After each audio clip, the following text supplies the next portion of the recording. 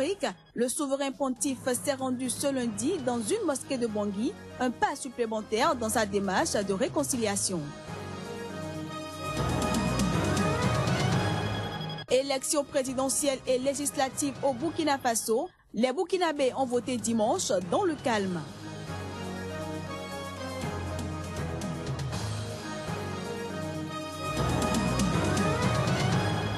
Enfin, les Rotariens du Bénin veulent en finir avec la poliomyélite.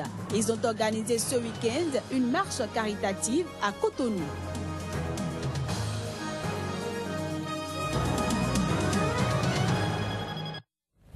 Bonjour et bienvenue à toutes et à tous.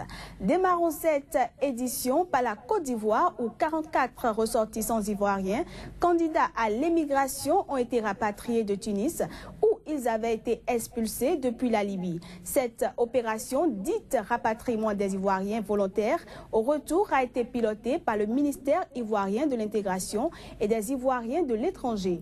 Le gouvernement dit ne plus jamais vouloir que l'un de ses fils meure dans la Méditerranée. Chris Paten à Sémian.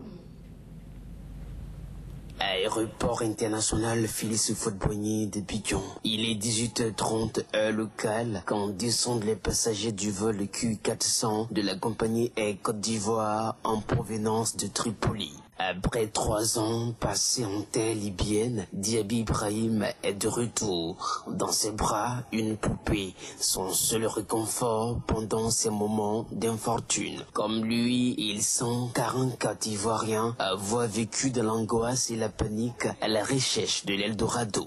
L'aventure est dure, mais la vie, c'est différent. Très différent. Parti derrière, il n'a qu'à partir en vol. S'il n'y a pas de vol, c'est pas la peine. C'est pour mettre la fin.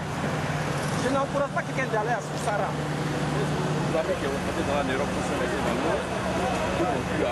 Ils avaient tous à plusieurs reprises tenté de traverser la Méditerranée pour rallier l'Europe. Il y en a qui pensent que l'Eldorado c'est ailleurs, mais on se rend compte chaque jour que si les conditions existent dans nos pays en termes de bonne gouvernance, en termes d'état de droit, de renforcement de la sécurité, la Côte d'Ivoire est un beau pays, il fait bon vivre chez nous. Nous avons une tradition de pays d'immigration, il y a 25% d'immigrés dans notre pays et c'est à la faveur de la crise que nous avons connue et que nous sommes devenus un tout petit peu un pays d'émigration. Des retours à Abidjan, à l'initiative des autorités ivoiriennes, Diaby et tous les autres espèrent trouver une place dans le tissu économique et social en Côte d'Ivoire. Là encore, débute une autre aventure avec de réelles perspectives. Parlons religion à présent. Le pape François a franchi ce lundi un pas supplémentaire dans sa démarche de réconciliation en Centrafrique. Le souverain pontife s'est rendu au dernier jour de son périple africain à la mosquée de Koutoukou dans le quartier PK5 de Bangui, une mosquée dont les abords sont l'objet d'affrontements armés entre les Séléka, miliciens musulmans, et les miliciens chrétiens et animistes, les anti-Balaka. La visite du pape en ces lieux constitue donc un geste fort de confiance et de réconciliation. L'appel du pape vise à inviter les uns et les autres à ne pas confondre la religion et un conflit où la religion sert de prétexte à des intérêts particuliers.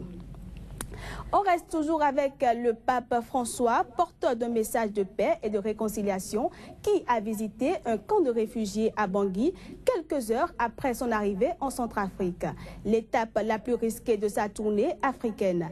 La capitale centrafricaine, placée sous haute protection des forces internationales, est en proie à des violences interreligieuses. L'avion du souverain pontife a atterri vers 9h GMT ce dimanche à l'aéroport de la capitale centrafricaine, aux abords duquel des dizaines de milliers de déplacés se sont installés pour fuir les violences et chercher la protection des casques bleus et des soldats français de l'opération Sangaris qui y sont basés. L'opportunité de maintenir ou non la visite alors que la situation n'est pas du tout apaisée dans la capitale centrafricaine entre miliciens Séléka, majoritairement musulmans, et anti-Balaka, chrétiens, à quelques semaines de la date prévue des élections, a été discutée jusqu'au dernier moment. Les services de renseignement français avaient ainsi déconseillé au pape d'accomplir un programme qui le fait visiter plusieurs lieux à risque. Mais François a fait savoir qu'il ne comptait rien annuler. Les casques bleus et le contingent militaire français, comme la police centrafricaine, quadrillent Bangui. On m'a détruit ma maison, on m'a tout brûlé, les habits. Je dors ici à cette sauveur. À partir d'aujourd'hui, je repars à la maison pour construire ma maison, pour regarder la maison. Oui, très contente de voir notre pape qui est venu en Centrafrique. Maintenant, nous avons la paix. Et pour moi, c'était la première fois que je l'ai vu. Je suis très contente. Le pape a ouvert dans la cathédrale de Bangui une porte sainte. Il s'agit d'un geste symbolique traditionnel dans les jubilés. Les croyants, en franchissant une porte sainte en pèlerinage, obtiennent le pardon de leurs péchés. Le jubilé doit être inauguré le 8 décembre à Rome, mais le pape a décidé d'ouvrir cette porte à Bangui 10 jours avant, dans un geste pour l'Afrique souffrant de nombreux conflits. Sur un tout autre registre, les Burkinabés ont voté dimanche dans le calme pour désigner leur nouveau président, un scrutin historique organisé un an après la chute de Blaise Compaoré. Quelques 5,5 millions d'électeurs étaient appelés à participer à ce scrutin couplé à des législatives. Selon une source sécuritaire, le scrutin s'est déroulé sans incident majeur. La plupart des bureaux ont fermé à 18 h, heure locale et GMT, mais certains étaient encore ouverts à 21 h en raison de retard à l'ouverture. Le dépouillement des urnes a aussitôt commencé à Ouagadougou. Ce pays d'Afrique de l'Ouest d'un peu moins de 20 millions d'habitants veut voir dans ce scrutin le début d'une longue ère démocratique. 14 candidats, dont 2 femmes, sont en lice pour un mandat de 5 ans, renouvelable une fois. Rappelons que le gouvernement de la transition a déployé 25 000 hommes pour sécuriser l'élection dans ce pays à majorité musulmane, touché pour la première fois de son histoire par des attaques djihadistes en 2015, près de la frontière avec le Mali.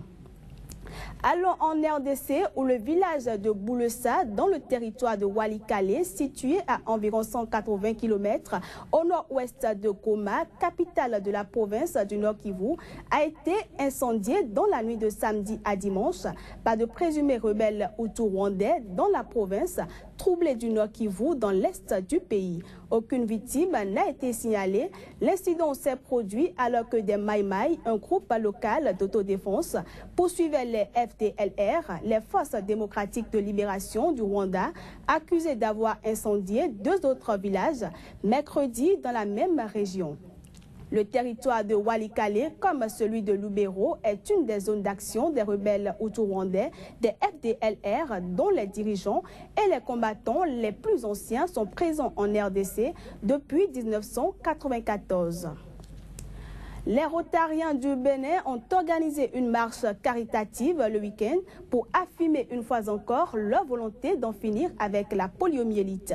Cette marche a réuni plus de 2000 participants et s'est déroulée entre le Palais des Congrès de Cotonou et la place de l'Étoile Rouge. Reportage.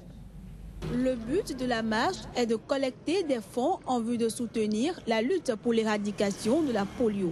Ainsi, entre le Palais des Congrès de Cotonou et l'Étoile Rouge, en passant par la Bourse du Travail, le Hall des Arts et l'Unafrica, la vague blanche des Rotariens a déferlé ce samedi.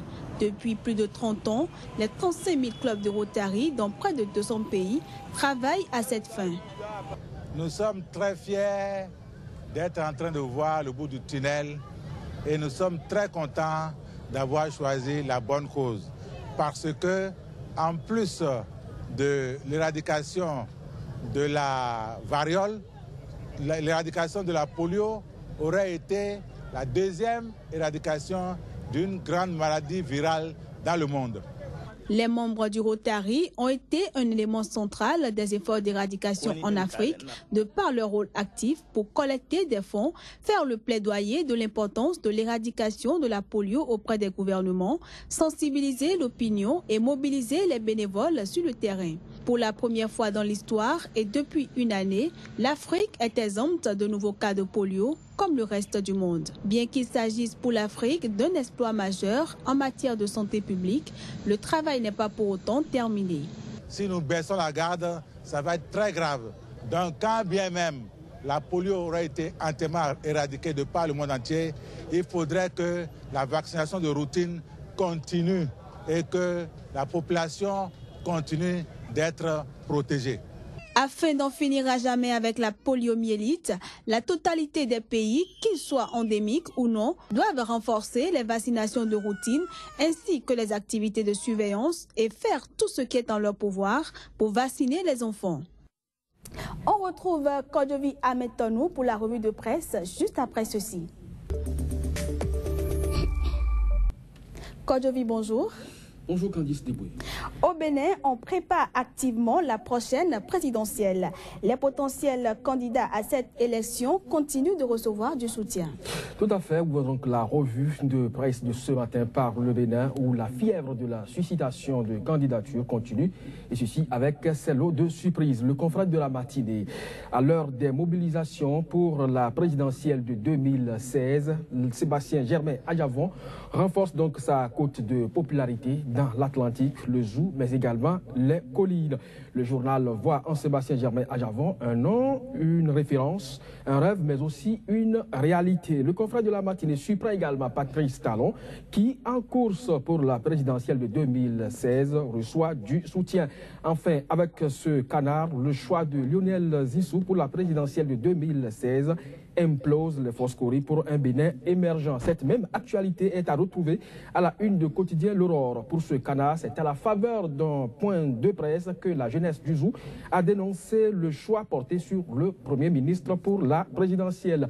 Pour ces jeunes, en effet, le processus de désignation au niveau des Foscori point Bénin émergent continue. Le pays émergent, perspective présidentielle 2016, l'ANDB, le MECA, le RDL et consorts dans la fièvre à Javon. Avec la tribune de la capitale, Pascal Irénée Koupaki affiche toute une sérénité pour la course à la présidentielle. La nouvelle tribune croit connaître la raison de cette sérénité. En effet, 10 000 délégués étaient mobilisés pour sa cause à l'occasion de la sortie officielle du rassemblement Nouvelle Conscience.